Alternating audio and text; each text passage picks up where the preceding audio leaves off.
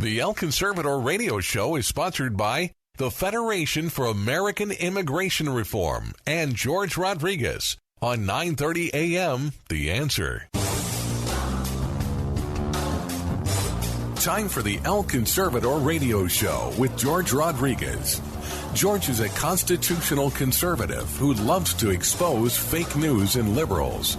And now, El Conservador, George Rodriguez. Howdy, howdy, howdy. Once again, my friends, George Rodriguez, El Conservador, talking to you from San Antonio. Welcome to our show on this Saturday, December 7th, 2024. Pearl Harbor Day, and a day that will live in infamy, as was said by President Roosevelt at that point in 1941.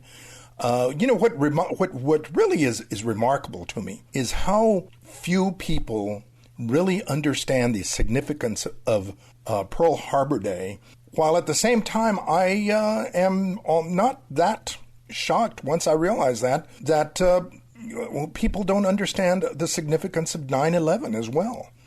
On the contrary, I've heard some folks blame the United States for the attack on 9/11. And I would imagine that out there are some people that probably on the liberal colleges that would blame America for 1941, for December 7th, my friends. At any rate, let's remember Pearl Harbor was the song. Let's remember Pearl Harbor as we do the Alamo. Let's do that, my friends. Everyone that gave their life, their everything they had to defend our country in that awful period. So, welcome to the show. Let me tell you real quick who our guests are, because we've got a packed show today. We've got our first part of the show. We've got Sheriff Nathan Johnson from Real County, who's going to be talking to us about what he has been seeing in the as far as the border crisis in his county. In fact, we've got several sheriffs today, all of whom are going to be talking about what they have seen, what they have experienced in their counties with the border crisis that has reached into virtually every county in the United States, and what they're hoping for now that President Trump is taking office. So we've got, first of all, Sheriff Johnson from Real County. Then we've got Sheriff Sam Page from Rockingham County, North Carolina. After that, we've got Sheriff Jeff Geller from Hartford County, Maryland. And then we've got Sheriff Mike Lewis, who is from Wicomico County, Maryland, which is on the Eastern Shore. All four of these sheriffs are going to give you their insight onto what they've seen with the border crisis and what they're hoping for. Our final guest is Todd Bensman, who's going to be talking about the return of the Remain in Mexico policy, which we feel will have a great and immediate impact on illegal immigration. Let me thank our sponsor, the Federation for American Immigration Reform, FAIR, for their sponsorship of our program. They pay the bills. And I want to thank our guests. Thank you for listening in, my friends.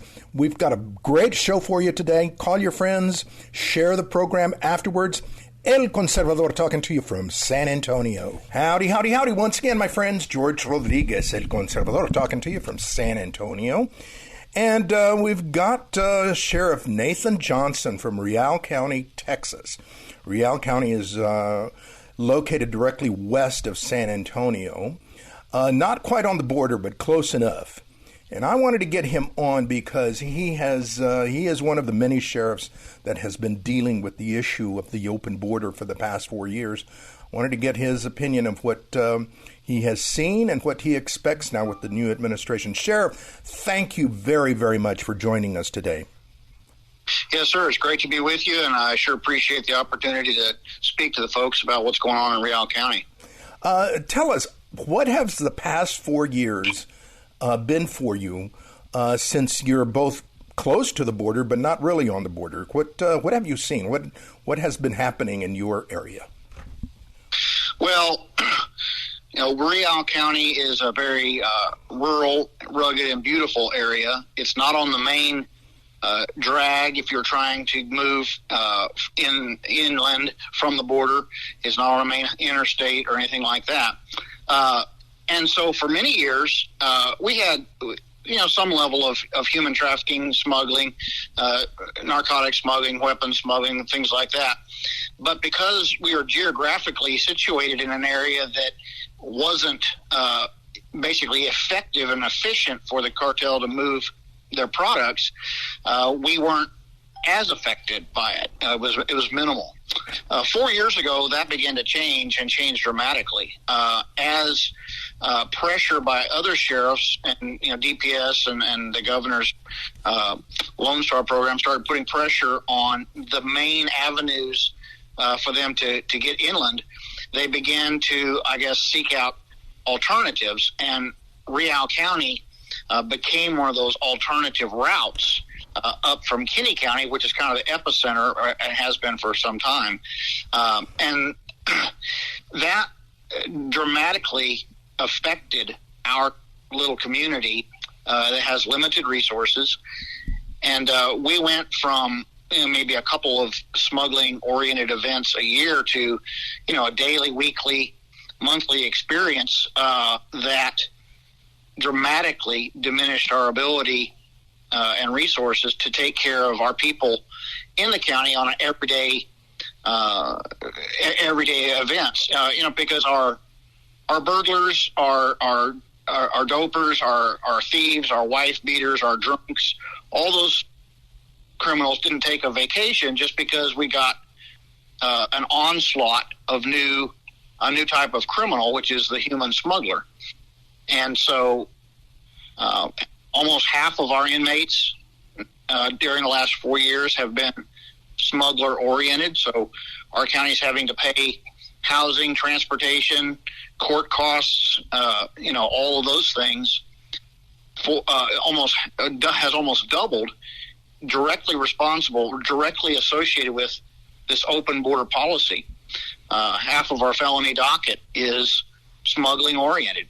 These events didn't even occur in any significant way prior to the Biden administration, dramatically changing how people are coming into our country and basically running over Real County on their way inland.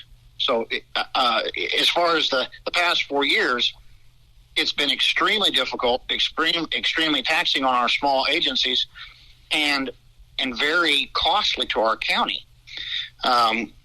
In response to the second part of your question, going forward,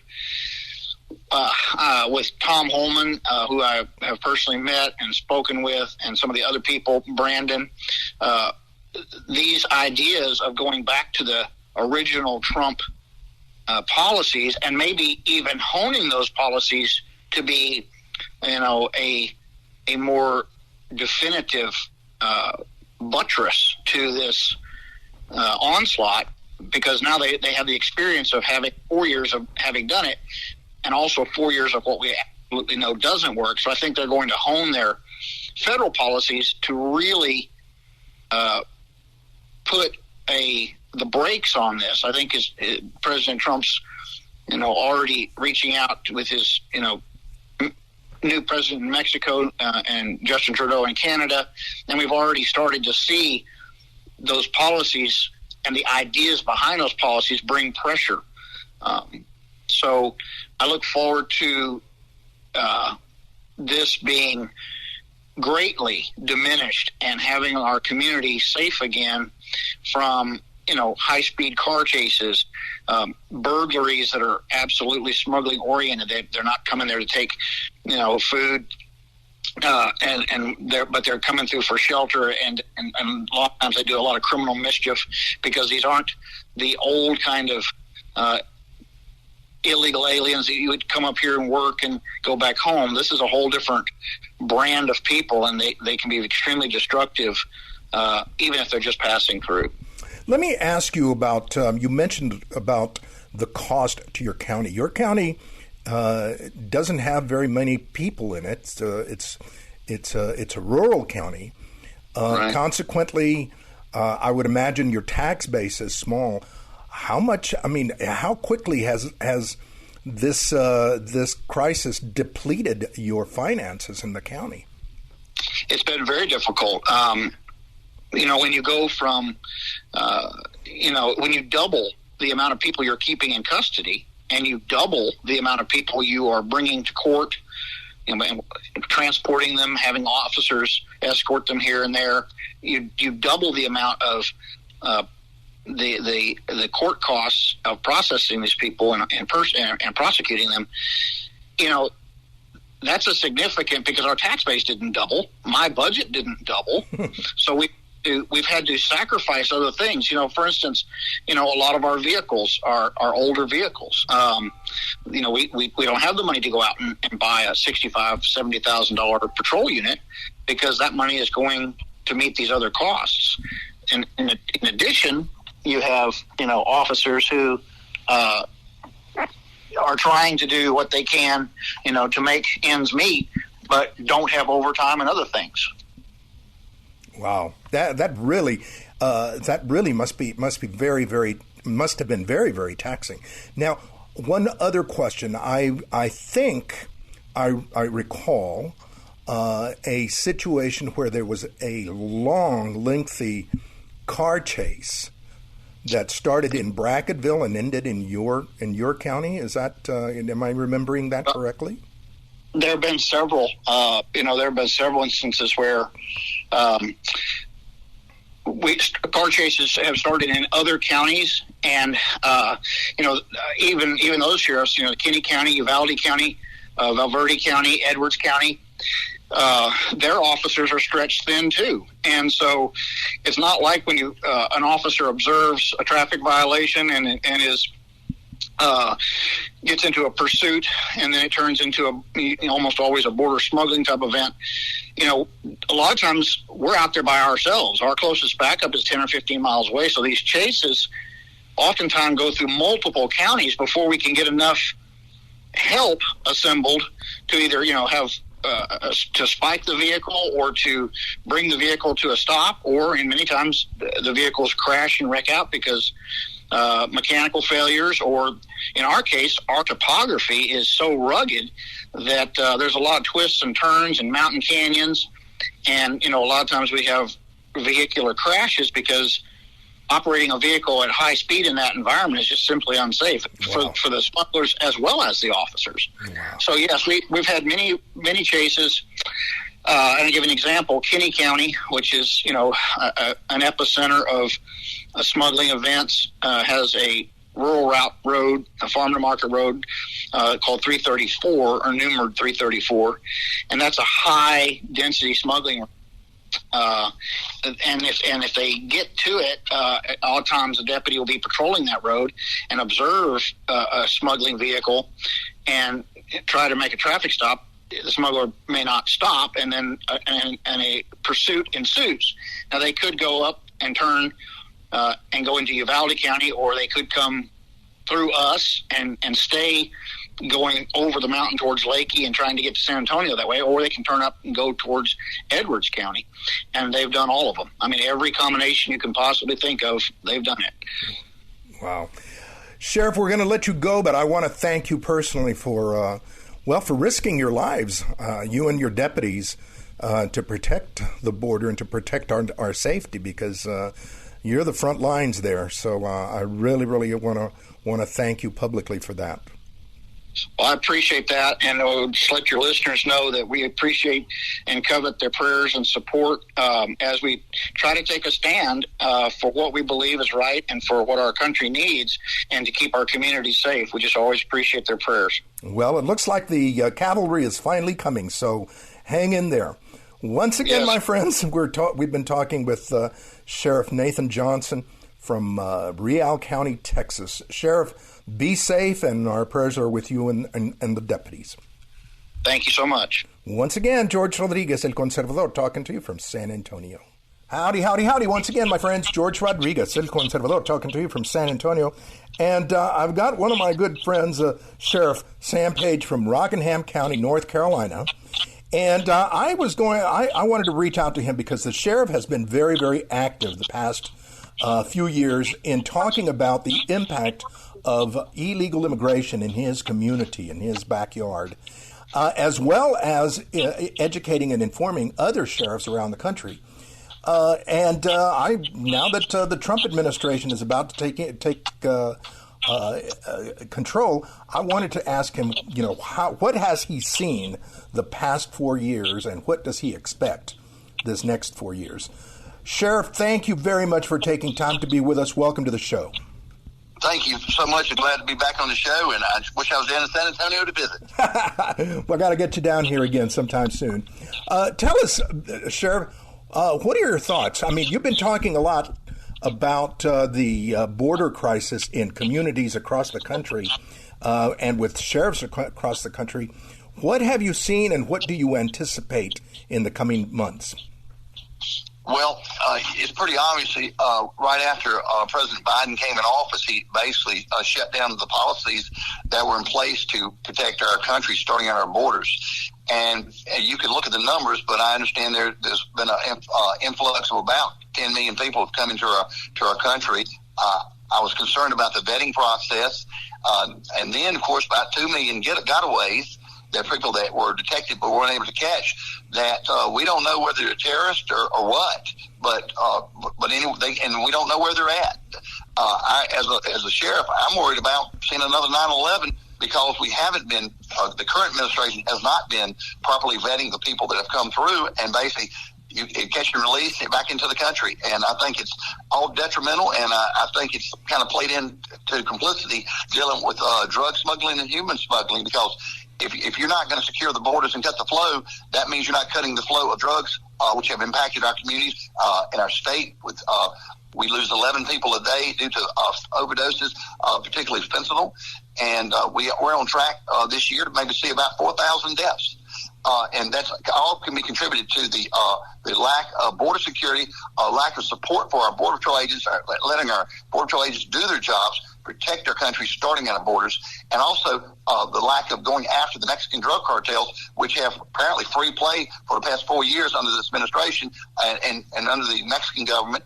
They've been able to kind of either not moving drugs or moving people.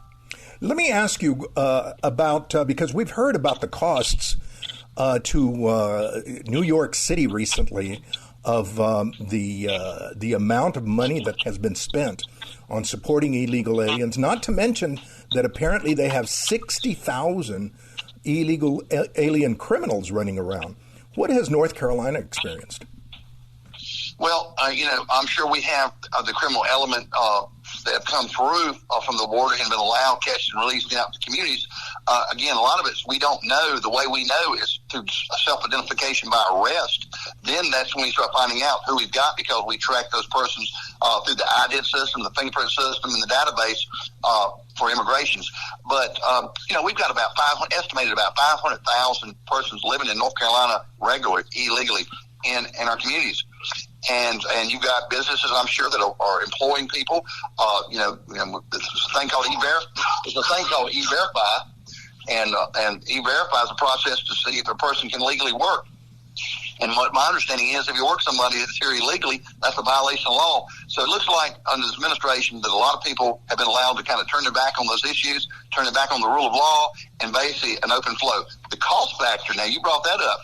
My understanding, according to FAIR, it's about $150 billion last year for benefits paid out to people that were living here illegally in our country. Represented by, according to the Border Patrol, represented by over 150 countries have come in to the United States and costing about $150 billion a year across the U.S. In North Carolina alone, I understand it was like $3.14 billion.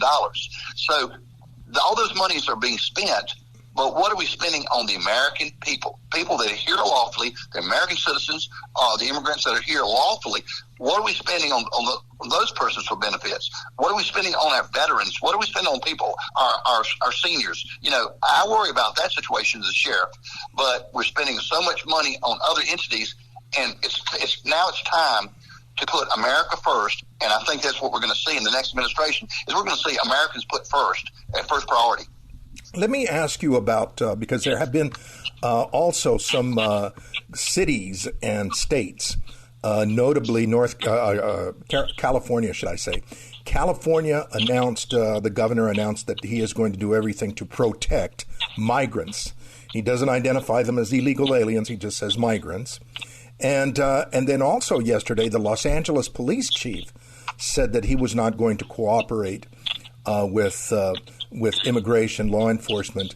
And I am not sure if they're going to honor any kind of agreement with ICE to turn over criminals that they are in that they house in jails. What are your thoughts when you hear that? Well, first, for about 6 years, I've worked on a piece of legislation. It was House Bill 370, then it went to House Bill 10. After about 6 years and 3 vetoes by the governor, we were finally, last month, we were able to override the veto in the House and Senate. So now it requires all sheriffs to, when we have detainers and administrative warrants issued by ICE, is to go before magistrate, and then the magistrate signs process to hold the persons up to 48 hours to turn over to ICE. Now, that's in North Carolina. I don't know any of the other states, but when you said what you just said, and I'll tell you right now, most of the sheriffs in North Carolina have already been honoring detainers. Even though they didn't have to, they have, because I think they recognize, as I have, that it is the best process to remove any criminal offender from your community. But as we're talking about illegal aliens that are committing crimes, absolutely, to identify this person to arrest, and then once those persons are ready to be released, we release them in the custody of ICE. Instead of releasing them back out of the community where they can victimize people in the immigrant population or our citizens. But back to California, yeah, that's an unusual situation. But I think Tom Homan said it pretty good the other night on TV, was that if you go ahead and you're complicit with harboring persons that are here illegal, that violates Title 8 of the U.S. Code. That's criminal. That's a felony, and they'll go after them. And I think it was a mention of mayors, but if you're a police chief and you're not honoring your oath and you're not following the law, you may be subjected to some criminal violation. Yeah, really, it is. I mean, it is amazing that a law enforcement official would make that kind of a comment. I mean, I can understand a politician. You did say California. Yep, it is California. I mean, And I feel for the people of California. When you have elected officials there, they ignore their oath to protect their citizens, because that's the first responsibility of government, is protecting our citizens. That's exactly right. Let me ask you also, we had Sheriff Jeff Geller from Hartford County, Maryland, on the show the other day, and he brought up a famous incident that happened last year or earlier this year, the arrest of an illegal alien that committed a heinous crime, a murder in his county, but they arrested him in Oklahoma. Have you had any kind of North Carolina experienced any kind of major situations like that of murders or crimes like of that nature? Well, I'll tell you, I can't go specific, but I understand that there across our state, there have been persons that have been living in our state illegally that have committed crimes against persons. I think it's safe to say. I don't know the numbers and the specifics, but I can tell you this. What goes back to is cases that stand out in my mind is Kate Steinley out in San Francisco a few years ago. She was shot by a person that was illegal. They'd been deported 5 times. Now, and everybody saw it, and everybody saw it happen. Incredible. Oh yeah, and you know how it played out. And then you had Laken Riley down in Georgia. A person had come into the United States. He was allowed to be released into pending his hearing, asylum hearing, whatever. He went up to New York, got in trouble up there, came down to Georgia, and subsequently took this young lady's life. And you know what the sad thing about it, George, is these cases are preventable. If we had secure borders, if we allowed our ICE agents to do their job and enforce and remove those criminal offenders from our country at the appropriate time, if the current administration would follow the rule of law and put Americans first, these crimes could have been prevented. That's sad, but it could have been prevented. Amen. Sheriff, we're going to let you go, but I want to thank you for taking time to be with us. I know that you have visited South Texas and come down here. We'll have to invite you to come back again, or I'll have to come up and visit Rockingham County. Well, I look forward to going back to the border to meet with my border sheriff friends. But at the end of the day, if we fail to secure our borders, every sheriff in America will become a border sheriff. I said that about 13 years ago when I first started working on the immigration project with the national sheriffs. And I'll tell you now, we are border sheriffs. We got to fix it. We got to turn around. But I'm looking for some good situations ahead, and we appreciate it, George. Give me a call anytime. You got it. Once again, my friends, we've been speaking with my good buddy, Sheriff Sam Page from Rockingham County, North Carolina. Be safe, be safe, Sheriff. Thank you, George. See you now.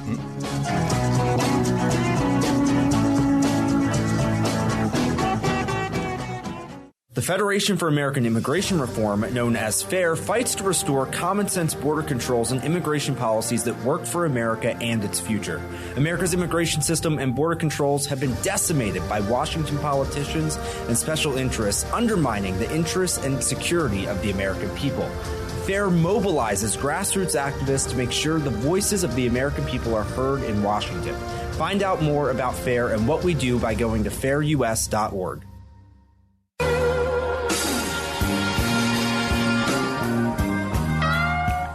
Howdy, howdy, howdy. Once again, my friends, George Rodriguez, El Conservador, talking to you from San Antonio. And we've got a gentleman who has been on our show before, but I wanted to get him on again. Sheriff Jeff Gower from Harford County, Maryland. And I wanted to get him on and chat with him about what he has seen in his county and in his travels and talking to other sheriffs regarding the open border and what he anticipates with the coming administration. Sheriff, thank you very much for taking time to be with us. Welcome to the show. I appreciate the offer to come on, and looking forward to having a conversation with you about sadly, the things that we've seen in our country over the past 4 decades. Yeah, well, tell us, because I know that you visited the border, but what's been going on in your county, as well as what have you seen going on across the country and talking with other sheriffs? Yeah, absolutely. We're a small, I guess, relatively small, 268,000 people in our county, about 30 minutes north of Baltimore.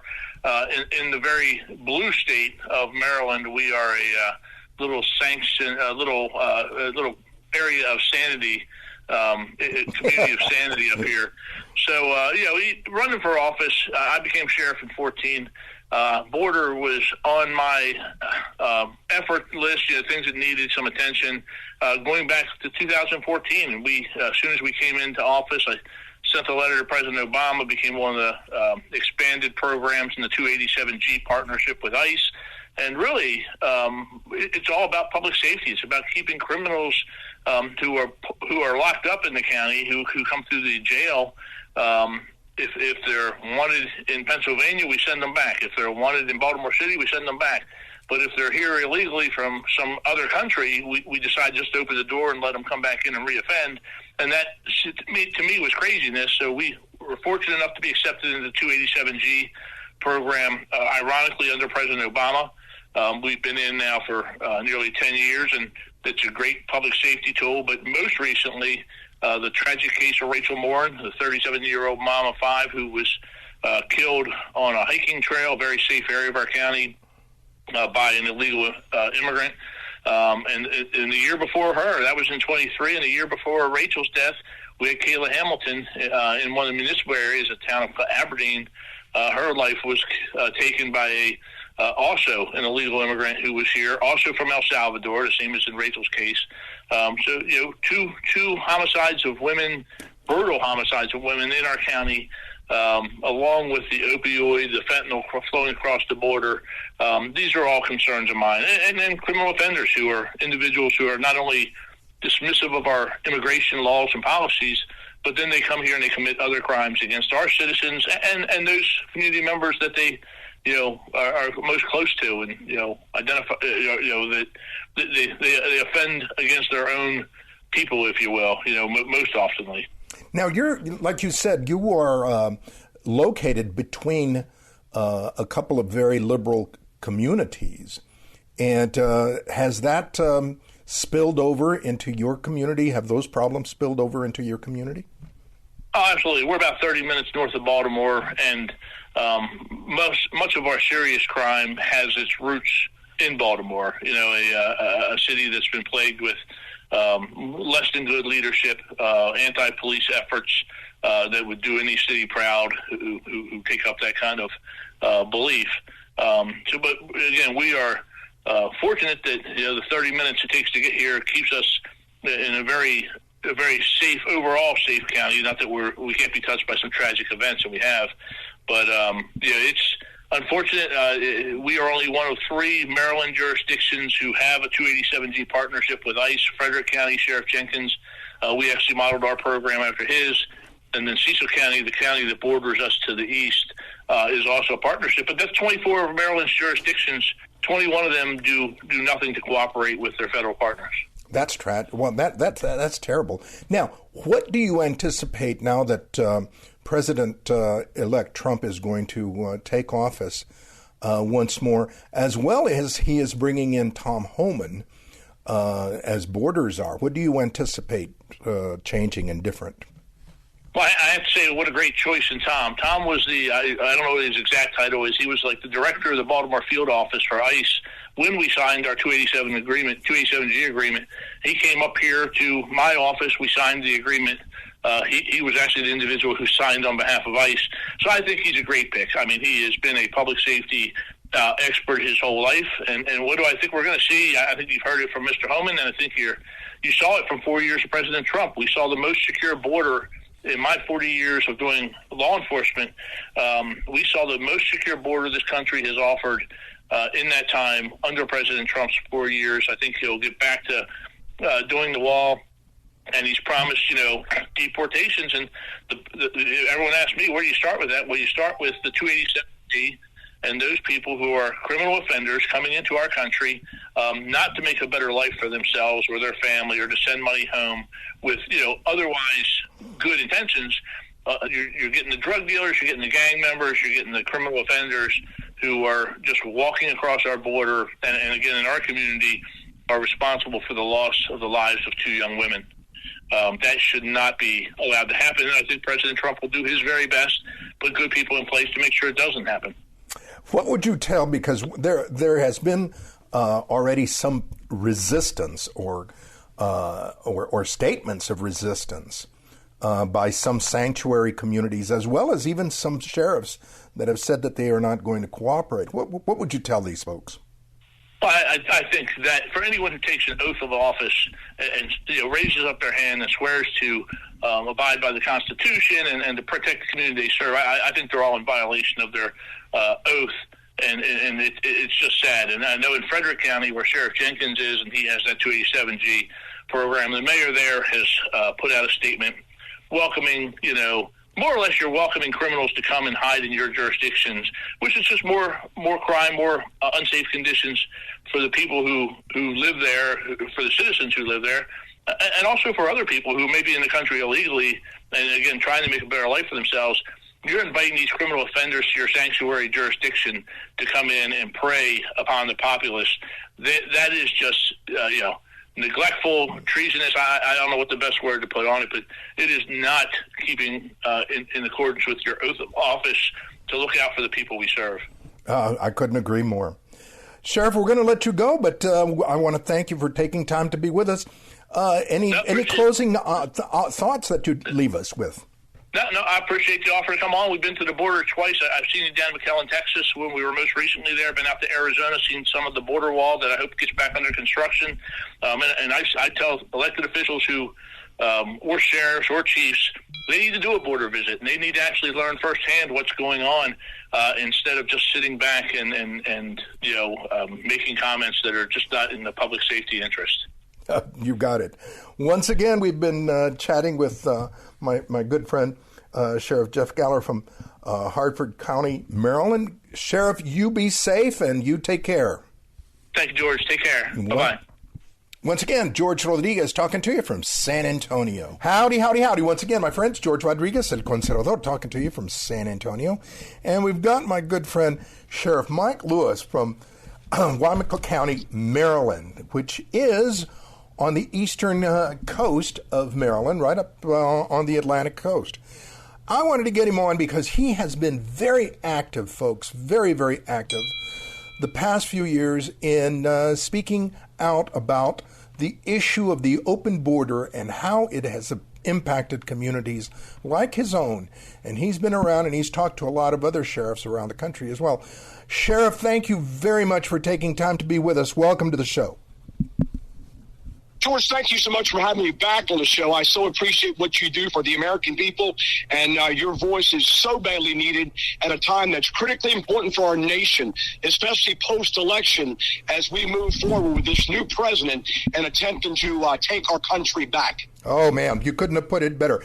Tell us, first of all, about what you have seen in the time that you have been out talking to folks and in your own community. What have you heard from sheriffs about the impact of the open border? Well, keep in mind, today is December the 4th. We are literally about a month later than the election. This time a month ago, there was a huge feeling of great trepidation, I think, around our country as to what was going to happen on November the 5th.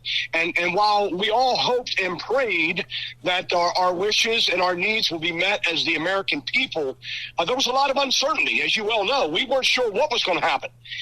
Since the election of President Donald J. Trump as our 47th president of the United States, there is a feeling, a very euphoric feeling among law enforcement throughout the nation as to where our country is going to be headed in the weeks and months ahead under this new presidency. And I can tell you, I am absolutely committed to working with President Trump and this administration and doing whatever I can do as the sheriff of Wicomico County, Maryland, but more importantly, as an individual that's been on the front lines at our border many, many times over the years, and I've seen firsthand what the lack of a secure border has done for the United States, not only down at the border, but in Wicomico County, Maryland, where we are literally 2,000 miles from the border, because what crosses that border today is in my backyard tomorrow. And the crime that is being committed right now by illegals, not just in and around my community, but all up and down the East Coast, we are feeling the repercussions of these crimes every single day. And we are working overtime to try to investigate these crimes and deal with these individuals who have come into our country illegally. It is a full-time job for all law enforcement right now.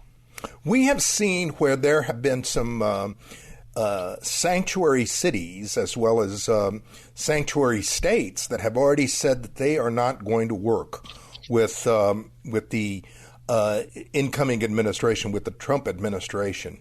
What are your thoughts about these folks? Well, we know we're going to have to handle these individuals one way or the other. They can either work with this administration or they're going to be under this administration. Here's exactly what I mean by that. There is a clear mandate by the American people. They voted on November the 5th. They wanted this country taken back because without border security, there is no homeland security. So they voted for greater homeland security. And getting greater homeland security, we have to work very closely with our urban partners in cities throughout this nation to obviously get a hand on what has been a man-made crisis by the Biden administration that's now manifested itself in every urban city across this country, including Baltimore, Maryland. Yet we have a governor in Maryland, Governor Wes Moore, who has vowed not to work with this administration, and he is already spending millions of dollars working with a consulting firm as to best handle and work with the Trump administration and not complying with certain mandates. But we're hearing this not only from the governor, but we're hearing from other elected officials in Maryland.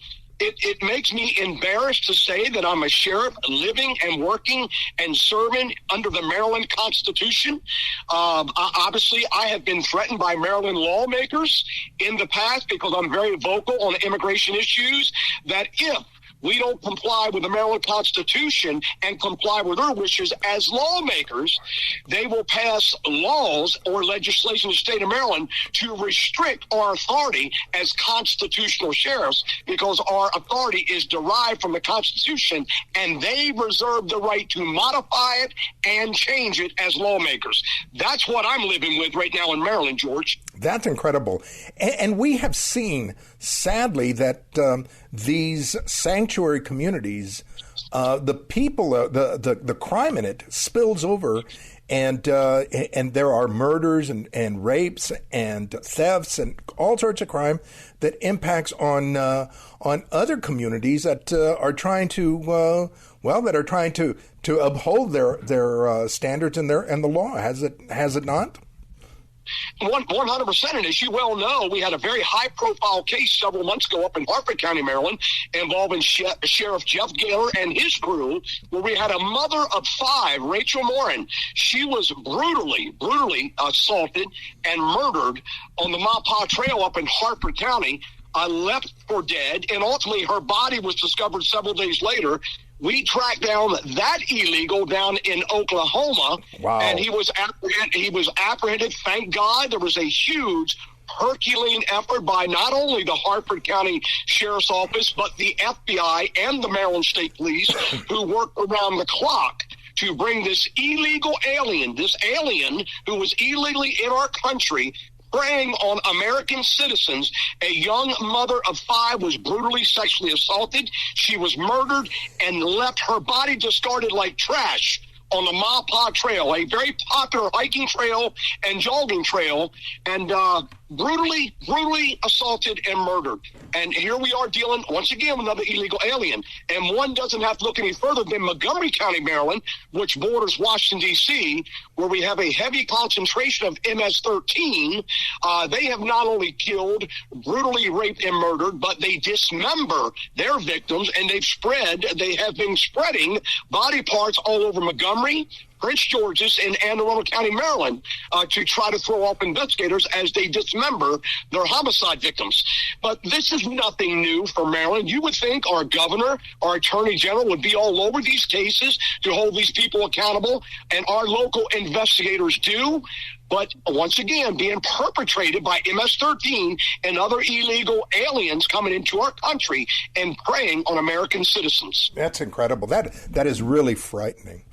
Sheriff, then you do believe that well, I guess that we could say that the cavalry is coming, and we are going to be able to at least rid ourselves in some form or fashion of these criminals that have entered our country so freely in the past 4 years. 100%, George, and help is on the way. I firmly believe that, and I will do any and everything in my capacity as sheriff of Wicomico County, as an American citizen, as a constitutional sheriff who believes in our republic. I will do any and everything in my power to assist this administration to get America back on the right track, because I know how much our citizens deserve it. I know how much they want it, and I'm going to be part of the solution, not the problem. You got it. Folks, we've been speaking with my good friend Sheriff Mike Lewis from Wicomico County, Maryland. And I really, really thank you for taking time to be with us. Safe drives, because the sheriff is driving to a meeting. Safe drives, and you stay safe in your county, bud. George, I want you to know the Wicomico County citizens and the American people support you. We support your program, and thank you for all you do for America. We are going to make America great again, my friend. You got it. Once again, George Rodriguez, El Conservador, talking to you from San Antonio. Howdy, howdy, howdy. Once again, my friends, George Rodriguez, El Conservador, welcome you back on this Wednesday, November the 27th. That's when we are recording this interview with my very good friend, Mr. Todd Bensman from the Center for Immigration Studies. I wanted to chat with him because he has written a very important or very interesting article stating that the Remain in Mexico policy needs to be instituted by the Trump administration as soon as they get in. And he explains why and what it does. So without further ado, Todd, welcome to the show. Thank you for taking time to be with us, buddy. Right. So Remain in Mexico, as you recall, I know you do, but a lot of people don't. That's going to become part of the vernacular nationwide very shortly, because the Trump administration, the incoming one, has already said that they're going to put that back in place on the border on day one as a kind of a primary way to get the border under control finally. So, what is it and how does it work is the question that I raise and answer in my most recent piece in The Federalist, which you can find at The Federalist or at my website, toddbensman.com, and read it. And this is based on, well, first of all, let me just explain what it is. It allows Border Patrol to capture illegal immigrants at the border and return them very quickly into Mexico with their asylum claims so that they can wait out the duration of the adjudication process in Mexico, not in the United States. The reason why that's important geographically, where they wait, is because a primary driver of mass illegal immigration is this knowledge that if you claim asylum and get released into the United States to await the backlog for your turn in line, that you can live and work here pretty much for the rest of your life. You're released and they'll never come get you, even if you are declined your asylum claim. And that's the reason why people come. Remain in Mexico removes that driving motivation and incentive from the whole decision-making process. In other words, if you know that you're going to be pushed back into Mexico for 5 years, rather than to be quickly released into the United States for your 5 years, you're not going to come. You're going to go home. And that is the kind of the brilliance of Remain in Mexico. It surgically removes the primary motivation for millions of people to come and claim asylum, at least until the asylum law is fixed, and that may be a while. But the piece that I wrote is based on interviews that I conducted when Remain in Mexico was actually in place back in 2019. Ultimately, the Trump administration expelled 75,000 immigrants into Mexico to wait their asylum claims there. And I went down there to Juarez and interviewed a whole bunch of them. Like, what does this do now? How are you thinking about this now? And to a man, woman, and sometimes even child, the answer was, I'm going home. I'm not staying here. Home being back to their home country. Yeah, to their home countries. Yeah. So many, in fact, were going home that the United Nations IOM,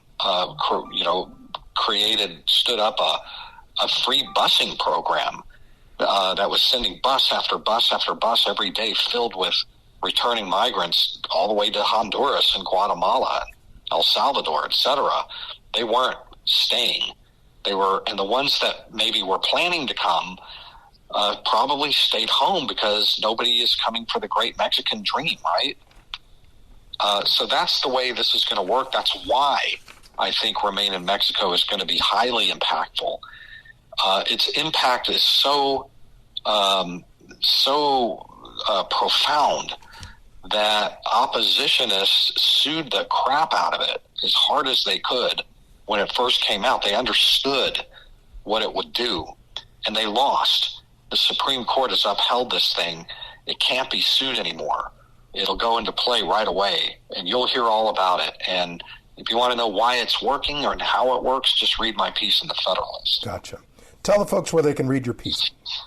Yep, toddbensman.com. I reprint everything on my website so you can easily find it. And I work for the Center for Immigration Studies, CIS.org. You can find a bunch of my work there. And you can sign up for my newsletter at toddbensman.com and follow me on social media there too. Gotcha. My friends, we've been speaking with my good friend, Mr. Todd Bensman from the Center for Immigration Studies. Todd, you've been doing great work. Thank you so much for being on our show, buddy. Thank you. And also, stay stay connected to me because I'm about to go to Mexico City on Monday to wander among the 50,000 immigrants that are trapped down there, wishing and pushing and trying to get to the U.S. border, but so far being held back by Mexican soldiers. Wow. That'll be interesting. Thank you very much once again, my friends. We've been speaking with my good buddy. Once again, my friends, I want to thank all of you for listening in. I want to thank our guests, Sheriff Jeff Giller, Sheriff Mike Lewis, Sheriff Nathan Johnson, and Sheriff Sam Page, as well as my good buddy Todd Bensman from the Center for Immigration Studies. I want to thank you for listening in. Please, please, please support us. Go to the website, El Conservador, George Rodriguez El Conservador. You can listen to the show there. You can share it. You can make a copy of it and share it with your friends. My friends, we're trying to inform and educate folks about what is happening in our backyard with the border crisis, because we're going to be dealing with this situation for a long, long time. We've got cities and states that are resisting, that they want to protect migrants. No, they're not migrants, my friends. They are illegal aliens. We are trying to remove illegal aliens.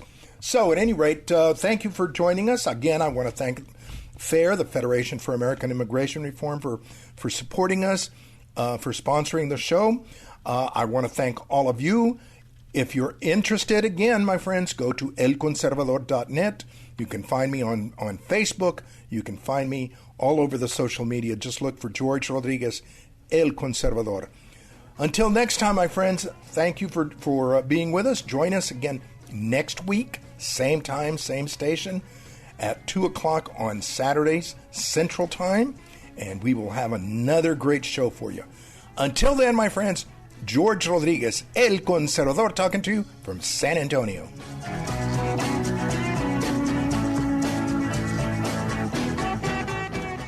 The Federation for American Immigration Reform, known as FAIR, fights to restore common-sense border controls and immigration policies that work for America and its future. America's immigration system and border controls have been decimated by Washington politicians and special interests, undermining the interests and security of the American people. FAIR mobilizes grassroots activists to make sure the voices of the American people are heard in Washington. Find out more about FAIR and what we do by going to fairus.org.